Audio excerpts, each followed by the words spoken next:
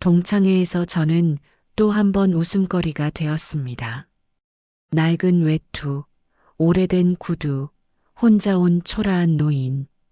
그들은 제 앞에서 노골적으로 수군거렸습니다.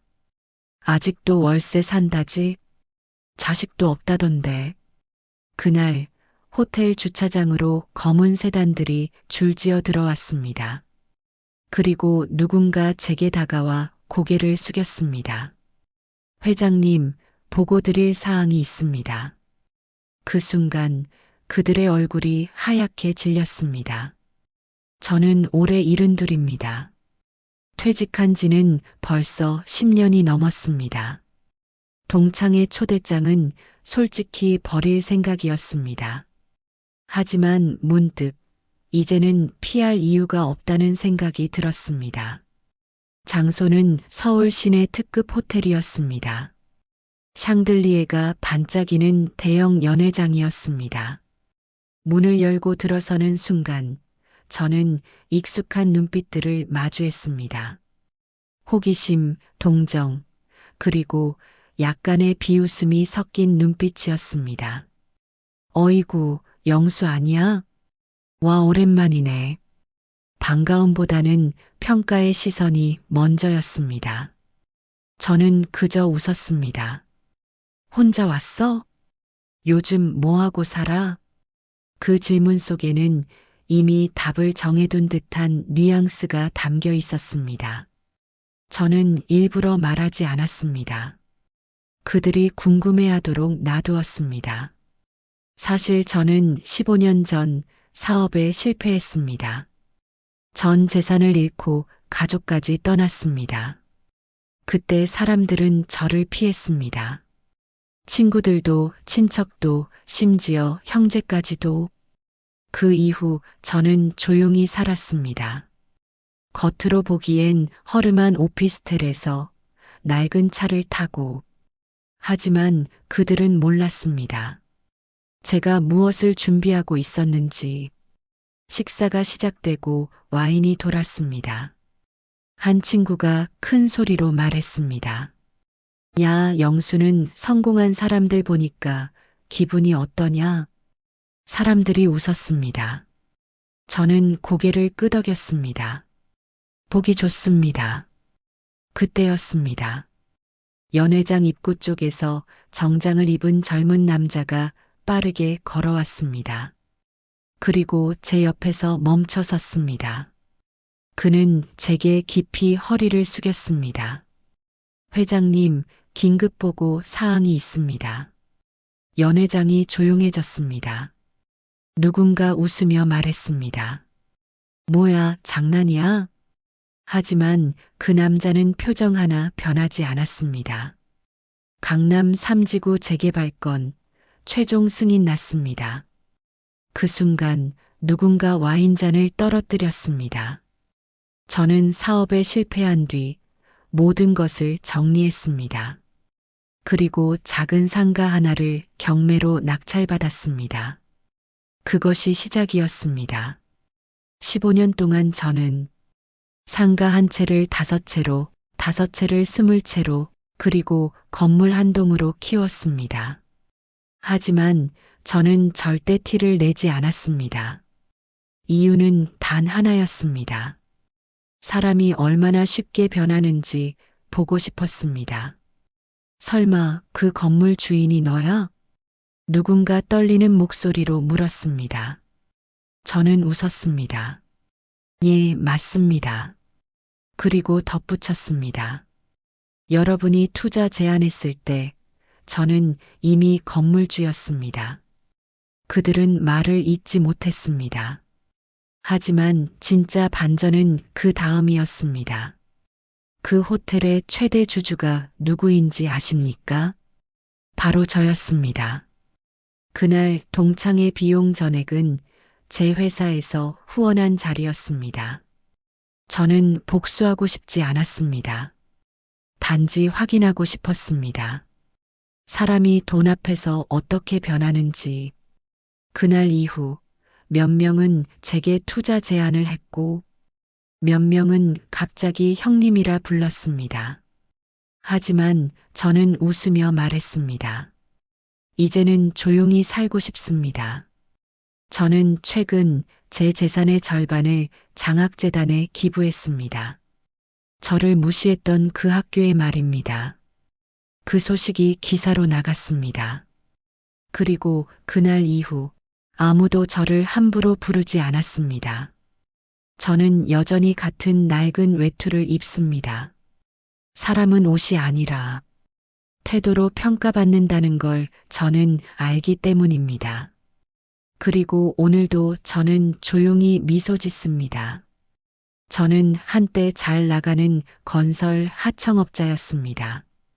직원만 30명이 넘었고 현장도 3군데를 동시에 돌리고 있었습니다. 그때 저는 스스로를 과신했습니다. 나는 절대 무너지지 않는다. 하지만 부도는 하루 만에 찾아왔습니다.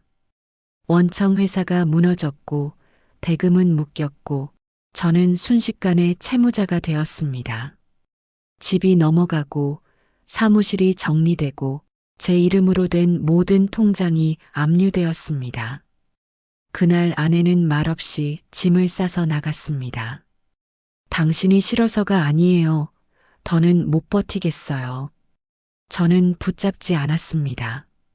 붙잡을 자격이 없다고 생각했습니다. 그 이후 저는 친구들에게 전화를 하지 않았습니다. 아니, 정확히 말하면 할 수 없었습니다. 이미 소문은 다 퍼졌고 동창 단톡방에서는 제 이야기가 오르내렸습니다. 영수 완전히 망했다더라. 그럴 줄 알았다. 사람들은 실패를 위로하지 않습니다. 구경합니다. 그때 저는 처음 깨달았습니다. 돈이 아니라 관계가 먼저 무너진다는 사실을요. 재산은 없었지만 경험은 남아 있었습니다. 저는 법원 경매장을 다니기 시작했습니다. 남들은 실패자의 몸부림이라고 생각했겠지요. 하지만 저는 알고 있었습니다. 위기 속에 가격이 무너진다는 것을요. 첫 물건은 작은 상가였습니다. 지하 1층, 곰팡이 냄새가 진동하는 곳이었습니다. 낙찰가는 8천만 원. 빌린 돈이었습니다. 모두가 말렸습니다. 또 망하려고? 저는 웃었습니다. 망한 사람은 잃을 게 없다는 걸 그들은 몰랐습니다. 처음 3년은 전쟁이었습니다. 직접 페인트 칠을 했고, 직접 세입자를 구했고, 직접 전단지를 돌렸습니다. 겨울에는 난방비가 아까워 전기장판 하나로 버텼습니다. 하지만 3년 뒤 그 상가는 2배 가격에 매각되었습니다. 그때 저는 깨달았습니다. 저는 망한 게 아니라 다시 시작한 것이었습니다. 저는 조용히 움직였습니다. 아무도 모르게, 아무에게도 자랑하지 않고, 아무에게도 묻지 않고, 작은 상가가 3개가 되었고, 오피스텔 한 동의 지분을 확보했고, 재개발 지역에 오래된 다가구 주택을 매입했습니다. 그 시절 저는 일부러 낡은 옷을 입고 다녔습니다. 사람의 태도가 바뀌는 걸 보고 싶었기 때문입니다. 15년 만에 받은 동창의 초대장. 사실 저는 이미 그 호텔의 최대 주주였습니다. 그 호텔은 적자에 시달리고 있었고 저는 구조조정을 조건으로 지분을 인수했습니다. 하지만 그 사실을 아는 사람은 극히 일부였습니다. 저는 왜 그 자리에 갔을까요? 자랑하려고? 복수하려고? 아닙니다. 저는 확인하고 싶었습니다. 제가 망했다고 믿었던 사람들이 제가 성공했다는 사실을 알게 되면 얼마나 빨리 태도를 바꾸는지를요. 형님, 그때는 오해였어요. 사업같이 해봅시다. 불과 1시간 전 저를 비웃던 사람들이었습니다. 저는 웃으며 말했습니다. 투자는 사람을 보고 합니다. 그들의 얼굴이 굳었습니다. 하지만 이 이야기는 여기서 끝이 아닙니다. 그날 연회장 한쪽에서 낯익은 얼굴을 봤습니다. 제 전 아내였습니다. 그리고 그 옆에는 제 아들이 서 있었습니다.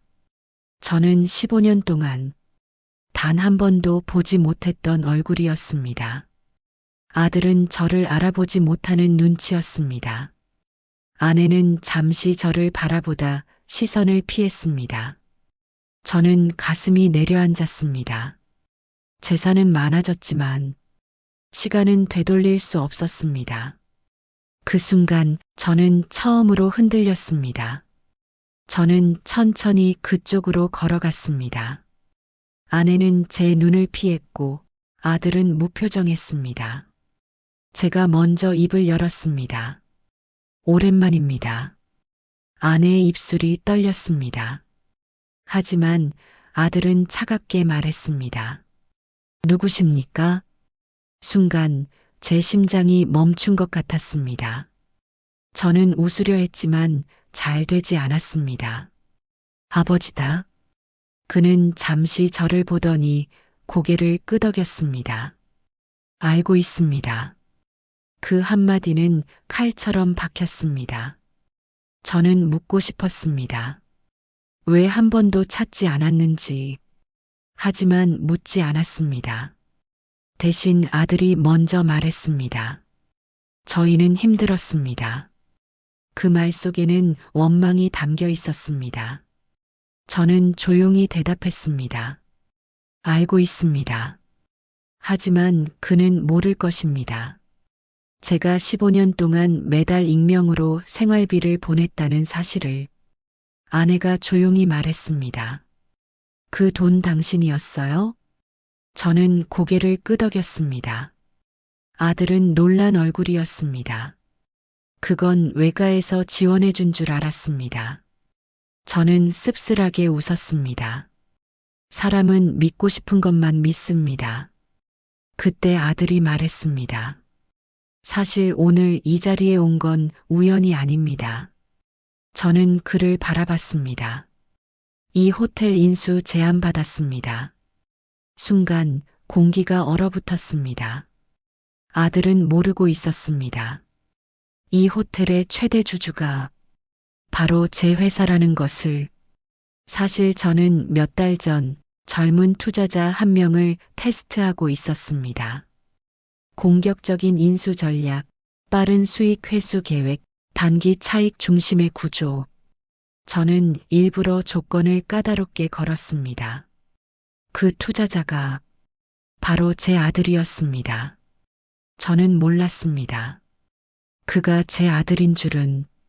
대표님, 최종 승인 기다리고 있습니다. 제 비서가 다가와 말했습니다.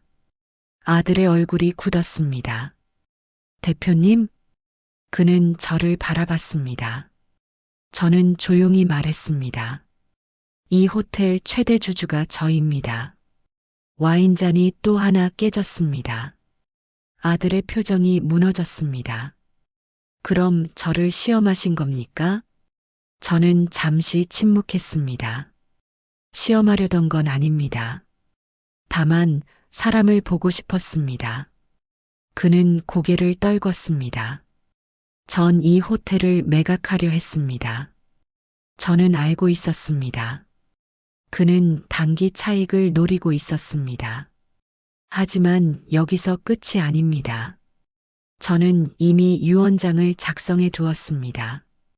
제 전 재산은 조건부 상속입니다. 조건은 단 하나. 10년간 단 한 건의 구조조정 없이 회사를 성장시킬 것. 아들은 충격을 받은 얼굴이었습니다. 왜 그런 조건을 거십니까? 그가 물었습니다. 저는 천천히 대답했습니다. 사람을 자르며 키운 회사는 언젠가 스스로 무너집니다. 그는 아무 말도 하지 못했습니다. 그때 전 아내가 말했습니다. 사실 그 아이 당신 많이 원망했습니다. 저는 고개를 끄덕였습니다. 그럴 자격 있습니다. 하지만 아들이 고개를 들었습니다. 아닙니다. 그의 눈에 눈물이 맺혀 있었습니다. 전 아버지를 닮고 싶었습니다. 아들은 조용히 말했습니다. 호텔을 매각하려던 이유, 빚 때문이었습니다. 저는 놀랐습니다. 무슨 빚입니까? 그는 말했습니다. 어머니 병원비입니다. 순간 저는 숨이 막혔습니다. 아내는 5년째 암 투병 중이었습니다. 아들은 모든 걸 숨기고 있었습니다. 저에게 손 벌리기 싫어서였습니다. 그 순간 저는 처음으로 무너졌습니다. 저는 즉시 말했습니다. 호텔 매각은 없습니다. 그리고 아들을 바라봤습니다. 대신 당신이 운영하십시오. 그는 놀란 눈이었습니다. 조건은 같습니다. 사람을 자르지 마십시오. 3개월 후 호텔은 흑자로 돌아섰습니다. 아들은 구조조정 대신 서비스 혁신과 리모델링을 선택했습니다. 그리고 어느 날 그가 제게 말했습니다. 아버지 같이 합시다. 저는 웃었습니다. 처음부터 그럴 생각이었습니다. 사람들은 제가 돈을 남긴 줄 압니다. 하지만 제가 남긴 건 돈이 아니라 기준이었습니다. 사람을 자르지 않고 회사를 키우는 기준, 가족을 버리지 않는 기준, 호텔이 흑자로 돌아선 지 넉 달째 되던 날이었습니다. 재무팀에서 이상한 보고가 올라왔습니다. 지분 매집이 들어오고 있습니다. 저는 서류를 넘겨봤습니다. 소액 지분이 쪼개져 여러 명의 이름으로 들어오고 있었습니다. 의도적이었습니다. 그리고 그 명단 속에서 익숙한 이름 하나가 보였습니다. 동창회에서 저를 가장 크게 비웃던 사람, 박성호였습니다. 박성호는 과거 금융권 임원 출신이었습니다. 그가 혼자 움직일 리 없었습니다. 뒤에 누군가 있었습니다. 조사를 지시했습니다. 결과는 예상보다 빨리 나왔습니다. 해외 사모펀드와 연결되어 있었습니다. 목적은 단 하나. 호텔을 인수한 뒤 부동산 자산만 매각하고 철수. 직원 300명은 거리로 나가게 되는 구조였습니다. 그날 밤 아들이 제 방을 찾았습니다. 아버지, 현실적으로 매각이 더 이익일 수 있습니다. 그 말은 차분했지만 눈빛은 흔들리고 있었습니다. 부채를 한 번에 정리할 수 있습니다. 저는 조용히 물었습니다. 직원들은? 그는 잠시 말을 잃었습니다. 저는 일부러 아무 말도 하지 않았습니다. 결정을 아들에게 맡겼습니다. 며칠 뒤 이사회에서 긴급 안건이 올라왔습니다. 호텔 매각 검토. 발의자 명단에 박성호의 이름이 있었습니다. 그리고 제 아들의 이름도 있었습니다. 그날 밤 저는 잠을 이루지 못했습니다. 15년을 버텨 만든 구조였습니다. 사람을 자르지 않는 원칙. 그런데 제 아들이 첫 번째 시험에서 흔들린 것입니다. 저는 처음으로 생각했습니다. 상속을 철회해야 하나. 결국 저는 결단을 내렸습니다. 긴급 이사회를 소집했습니다. 그리고 변호사를 불렀습니다. 유언장을 공개했습니다. 조건부 상속의 세부 조항을 모두 공개했습니다. 그리고 마지막 조항을 읽었습니다. 매각 또는 구조조정 시 전 재산은 전액사회 환원. 연회장은 숨소리조차 들리지 않았습니다. 아들의 얼굴이 하얗게 질렸습니다. 그리고 저는 한 문장을 더 읽었습니다. 단 아들이 3년 내 독자적으로 회사를 정상화할 경우 경영권 100% 이양. 이사회가 술렁였습니다. 박성호가 자리에서 일어났습니다. 이건 협박입니다. 저는 웃었습니다. 아닙니다. 철학입니다. 조사를 더 진행했습니다. 박성호는 내부 정보를 이용해 주가를 흔들려 했습니다. 증거를 확보했습니다. 금융감독원 신고와 동시에 언론의 자료가 넘어갔습니다. 3일 후 박성호는 직무 정지되었습니다. 동창 단톡방은 조용해졌습니다. 아들은 제 방으로 들어왔습니다. 아버지 매각 안 하겠습니다. 저는 아무 말도 하지 않았습니다. 그는 고개를 숙였습니다. 저는 숫자만 봤습니다. 아버지는 사람을 보셨습니다. 그날 처음으로 그는 제게 아버지라고 불렀습니다. 하지만 위기는 끝나지 않았습니다. 사모펀드는 공개 매수에 들어갔습니다. 주가가 요동쳤습니다. 직원들은 불안에 떨었습니다. 언론은 자극적인 제목을 달았습니다. 노 회장 일가, 경영권 방어 실패? 저는 기자회견을 열었습니다. 저는 마이크 앞에 섰습니다. 저는 제 회사를 팔지 않습니다. 그리고 덧붙였습니다. 이 회사는 사람의 일터이지 상품이 아닙니다. 다음 날 직원들의 자발적 지분 매입이 시작되었습니다. 아들이 단독으로 사모펀드 대표를 만났습니다. 3시간 뒤 돌아왔습니다. 포기하겠다고 합니다. 그는 말했습니다. 아버지, 저 이해했습니다. 아내의 병세가 악화되었습니다. 병실에서 그녀가 말했습니다. 당신 이제 아들 믿어도 돼요. 저는 고개를 끄덕였습니다. 그리고 나 미안해요. 저는 처음으로 손을 잡았습니다. 나도 미안했습니다. 1년 후 호텔은 업계 3위로 올라섰습니다.